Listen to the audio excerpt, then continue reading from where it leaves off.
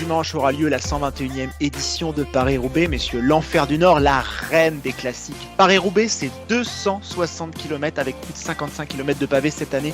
3 secteurs 5 étoiles, la Trouée d'Arambert, Mont-Saint-Pével, le carrefour de l'Arbre, où on a toujours été placé avec Pierrot depuis 2014, sauf depuis le moment où il est parti de Lille. En tout cas, le plus grand nombre de victoires est détenu par deux Belges, Roger De Vlaminck et Monsieur Tom Boonen, qui ont remporté chacun 4 éditions. Dimanche, l'équipe Alpecin aura la possibilité de conserver son invincibilité sur les monuments depuis le début de la saison, avec la victoire sur Milan-San Remo et le Ronde dimanche dernier. Van der Poel a ainsi la possibilité de remporter son deuxième Paris-Roubaix. Qui plus est, Van der Aert est absent, chute très malheureuse à travers la Flandre, et également on peut citer l'absence de Filippo Ganna, 6e l'an dernier. Alors on va commencer tout de suite avec vous, messieurs. Qu'est-ce que vous attendez de cette course? La bagarre. Nico. Moi j'attends qu'il y ait une lutte, mais j'ai du mal à voir qui va pouvoir rivaliser avec Van der Poel, et j'ai bien peur que Van der Poel soit un cran au-dessus de tout le monde et qu'il n'y ait pas trop de débat. Tu prends le classement de l'an dernier, donc Van der Poel fait 1, Philipsen fait 2, et Gianni Vermeersch, qui est très en forme, on l'a vu sur le Ronde, fait quand même 11 l'an dernier. Écoute, c'est une transition parfaite que tu me fais, puisque tu sais quoi, tu me donnes envie de te poser une petite question provoque là avec ton début. Mathieu Van der Poel va-t-il remporter Paris-Roubaix dimanche? Nicolas, oui ou non? Oui. Héros? Non. Ok, très bien, messieurs. Nous avons deux chroniqueurs qui ne sont pas d'accord. C'est intéressant. Nico continue et après, on donne la parole à Pierrot. Je dis oui parce que je trouve que Van der Poel, en ce moment, n'a jamais été aussi fort. Je pense qu'il est même encore un cran au-dessus que 2023. Il est dans une équipe qui est extrêmement forte et qui court très, très bien tactiquement. On en a parlé, on l'a vu sur le Ronde. Ils ont l'opportunité, tu l'as dit, de faire un triplé qui n'a plus été réalisé depuis 2006, c'est-à-dire gagner Milan-San Remo, le Tour des Flandres et Paris-Roubaix. Ça n'a plus été réalisé depuis 2006. C'était Quick-Step qui l'avait réalisé à l'époque avec Pozzato et Boonen. Et avec cette force collective et ce coureur qui est Van der Poel, une concurrence, tu l'as dit, qui est absente ou diminuée, parce que je pense que donc il n'y a pas Van Aert, Pedersen, je pense qu'il est toujours peut-être un peu diminué. Je pense qu'il a peut-être pris aussi un coup sur la tête avec ce qui s'est passé sur le Ronde. Donc c'est vrai qu'on lui a même pas mis d'avertissement à Pedersen. Ouais. Je viens d'y penser. Aïe. À part facteur externe, parce que tu en auras toujours, chute, malchance, et je ne lui souhaite pas à Van der Poel. Mais à part ça, j'ai du mal à voir comment il peut être battu, tant pour moi l'écart en ce moment est important. Pierrot. Et Pierrot, il va nous le dire. Au rebond. Pas de problème. Alors autant pour le Tour des Flandres, j'avais moi-même posé la question comment on peut perdre Van der Poel, et j'étais pas forcément convaincu des éléments de réponse que j'avais pu trouver. Autant sur Paris-Roubaix, je pense que la course est beaucoup plus ouverte. Alors certes, Nico, merci pour ce partage de chiffres journalistiques. Après, il y a la réalité du terrain, et la réalité du terrain, c'est que Paris-Roubaix, déjà, c'est beaucoup plus accessible en termes de dénivelé. Donc ça veut dire que ça roule encore plus vite, ça veut dire qu'il y a un phénomène d'aspiration qui est encore plus fort, et aussi une part délatoire, à mon sens, qui est beaucoup plus importante. Alors, bien entendu, je ne leur souhaite pas, mais c'est une des identités de Paris-Roubaix, c'est qu'il y a des chutes et des crevaisons. Donc aussi fort soit Mathieu Van der Poel, et là-dessus, j'irai pas te contredire. Il n'est pas à l'abri d'un aléa, ça c'est un premier élément. Et le deuxième élément, qui est peut-être encore plus important que les spécificités du parcours, je pense tout simplement que c'est la concurrence. Vous avez évoqué mon chouchou Pedersen, donc bien entendu, je ne vais pas être objectif pour répondre à ces accusations. Je pense que Pedersen, la semaine dernière, suite à son énorme gamelle, pensait être affaibli physiquement, donc il a fait le choix de prendre des risques. Il a perdu. Au final, il n'était peut-être pas si affaibli qu'il ne pensait, et je pense qu'il pouvait avoir quelques regrets. Mais normalement, ça veut dire que pour Paris-Roubaix, il sort en pleine forme et on a vu qu'en pleine forme, il est capable de rivaliser avec Van Der Poel. Ça, c'est le premier point concernant la concurrence. Et le deuxième, pas des moindres, c'est que d'une part, Pedersen, il a une équipe à côté de lui qui est très solide. Si on compare ne serait-ce qu'avec le Tour des Flandres, je pense notamment à un mec comme Milan. Milan, s'il arrive sur le vélodrome avec Van Der Poel, même avec Philipsen, je pense qu'il peut les aligner. Et d'autre part, retour de Christophe Laporte. Et je pense que Visma, qui est passé complètement à travers de sa campagne, c'est la dernière occasion de se rattraper. Donc je vois bien une Visma assez offensive. Donc voilà les principales raisons pour lesquelles, bien entendu, Van Der Poel reste le favori, mais au même titre que d'autres coureurs. Alors pour toi, je continue avec toi, Pierrot. Qui a la Visma? Tu vois Laporte. Je sais même pas si c'est confirmé réellement sa présence, Laporte. Et j'aimerais juste préciser qu'il a quand même été malade. Je crois que c'est virus intestinal ou grippe intestinale Exactement. depuis une semaine. Donc Mm. on ne sait pas dans quel état il est, mais bon, toujours est-il que.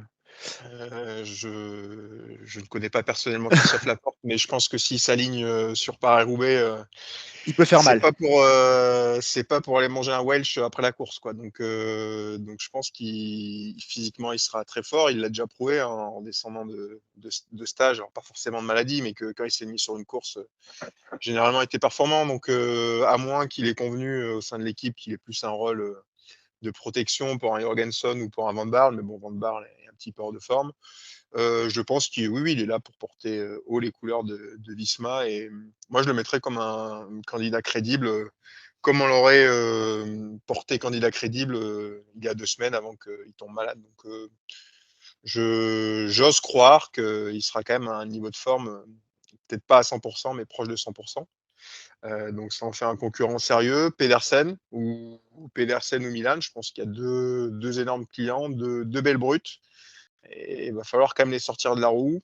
Et puis peut-être un troisième larron, un troisième collectif, la FDJ, pareil, après avoir mis un avertissement à Madouas, je pense qu'un Kung a tout à prouver. Physiquement, il a montré qu'il était fort. Après, il s'est un peu, tactiquement, je pense qu'il s'est un peu loupé sur certaines courses. Mais là, encore une fois, c'est une dernière chance. Donc, j'espère qu'il saura la saisir.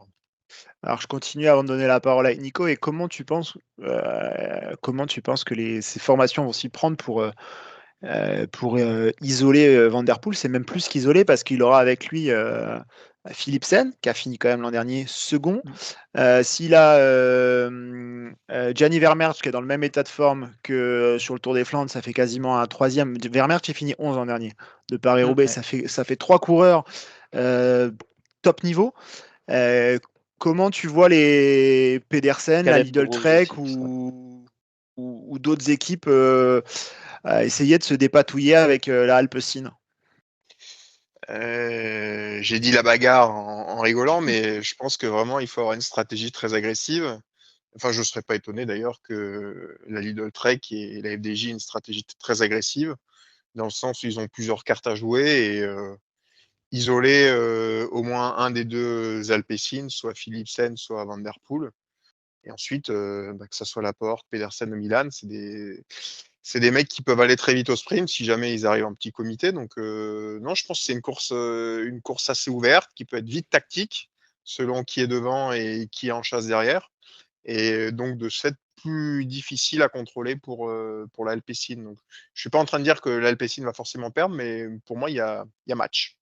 Nico, tu crois ce scénario? Bah, après, moi, ce que je me dis, c'est qu'on parle quand même de Van Der Poel, mais en soi, ils ont quand même deux cartes. Ils ont Van Der Poel et Philipsen. C'est-à-dire que si, je sais pas, à 100 bornes de l'arrivée, après le carrefour de l'Arbre, il y a, admettons, un Philipsen qui part devant et qu'aux côtés de Van Der Poel, il reste Vermeersch, Groves, ou je sais pas, ou Krag Andersen s'il le fait.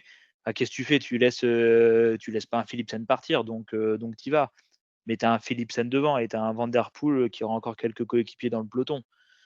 Donc, ce que je veux dire, c'est qu'ils ont quand même deux cartes maîtresses avec lesquelles ils peuvent un petit peu entretenir aussi le flou. Ou inversement, tu peux avoir un Van Der Poel qui décide de partir plus tôt, à 80-90 bornes de l'arrivée, puis un Philipsen qui reste dans le peloton au cas où derrière, ça ne le fait pas pour Van Der Poel. Donc, Nico, Je n'ai pas compris quand tu dis qu'il y a ouais. Philipsen ou Van Der Poel devant. Il est tout seul ou c'est une course de vélo et c'est quand même pas si facile de partir tout seul? Non, avec d'autres personnes. Ce que je veux dire, c'est que s'il y en a un des deux qui décide de partir avec d'autres à 90 ou 100 km de l'arrivée, je sais pas, tu as un petit Ouais. groupe de 5-6 devant, tu as un Philipsen avec 5-6 coureurs devant. Il faut Ouais. voir qui est avec lui. Mais ce que je veux dire, c'est que c'est un Philipsen dans ce groupe-là, bah, tu peux te dire que Philipsen, il a une bonne chance de gagner s'il est dans un groupe de 5-6 dans le final. Ouais, Mais comme s'il part avec un Milan ou un ouais, Laporte, ouais, tout à fait. Mais je pense que c'est ouais, un tout à fait. des scénarios possibles. Ouais. Mais Ouais, dans ce tout à cas, c'est fait. pas Van Der Poel qui gagne, ouais, tout à fait. Ouais. Non, mais par ouais. contre, tu as un Van Der Poel qui potentiellement reste t'as un Van Der Poel qui reste dans le peloton et qui constitue, si tu as un peloton qui perd, qui est pas trop loin, qui reste à portée de tir, je sais pas, entre 30 secondes et 1 minute, qui reste toujours une carte envisageable. Tu vois ce que je veux dire? Oui, oui, je vois bien, mais je me mets à la place des autres équipes. Je pense que le coureur à éliminer, c'est Mathieu Van Der Poel. Donc Bien sûr. si Ouais. devant tu as un de tes leaders, qui est avec Philipsen, Mmh, oui, bien sûr, il y a le risque de se mmh. faire battre par Philipsen, mais je pense qu'il fait quand même moins peur et je pensais à Lidl, à la FDJ, voilà, ils ont quand même des Mmh. arguments, la FDJ, alors je sais pas si Pitty le fait, mais je pense que oui. Ils ont ces deux équipes ont un coureur qui va vite au sprint, donc et encore une fois, encore faut-il que ça arrive au sprint en petit comité. Donc pour moi non, voilà, on a au moins deux équipes avec des cartes et je mettrai aussi Laporte en plus. Bah, Nico, tu Ouais. m'as fait, c'est intéressant ce que tu dis parce que donc tu parles de Mathieu Van Der Poel, tu le vois gagnant. Et finalement, est-ce que sa plus grosse menace, c'est pas dans son équipe Philipsen? C'est pas forcément une menace, bien évidemment, ils sont en équipe.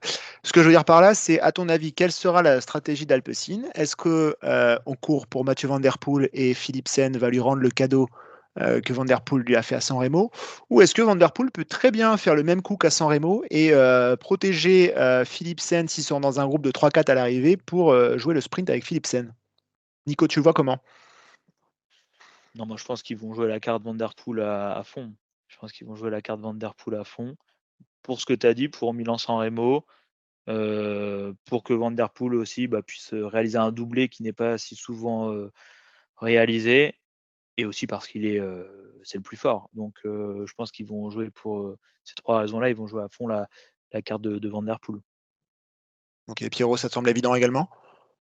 Non, moi je suis, manager et qui plus est dans l'équipe Alpecin, on sait que Van Der Poel, a de l'affluence, bah, je pense qu'on a deux cartes maîtresses et il faut les utiliser à fond et selon les circonstances, les coureurs se parlent entre eux, ça se parle à l'oreillette, enfin, tout dépend du moyen de Vous avez communication. Il n'y a pas de, il y a pas un coureur plutôt qu'un autre, même si bien évidemment, si tu dois dégager un favori parmi les deux, ou en tout cas un candidat légitime parmi les deux, c'est Van Der Poel, mais ça serait, voire même peut-être anti-sportif de dire, faut absolument que ce soit Van Der Poel qui gagne, alors que tu as une autre carte, qui est prête à gagner, d'autant plus que j'ai l'impression que Van Der Poel est pas forcément le plus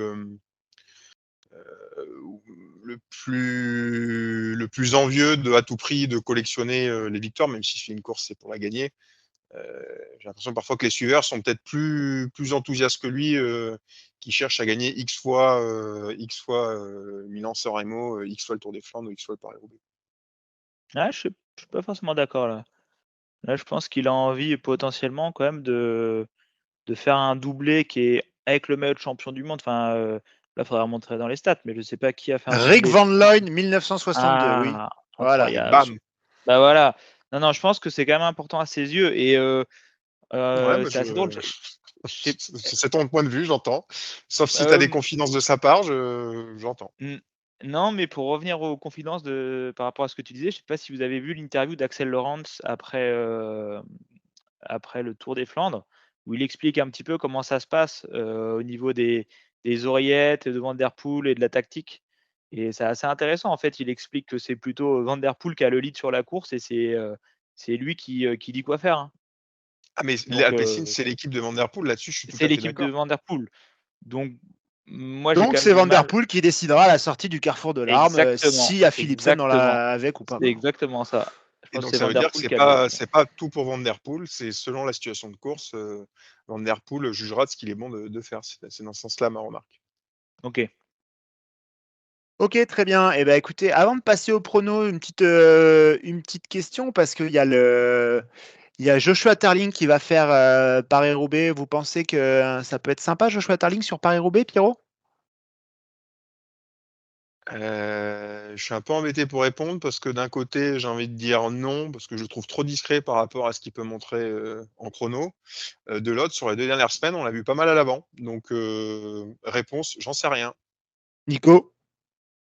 Ouais, moi je suis curieux de le voir. Les bonnes places qu'il a fait sur le Tour du Flandre à travers la Flandre, là, il fait deux super places. Donc je suis curieux de voir du haut de son 1m94 ce qu'il va pouvoir nous proposer sur Paris-Roubaix.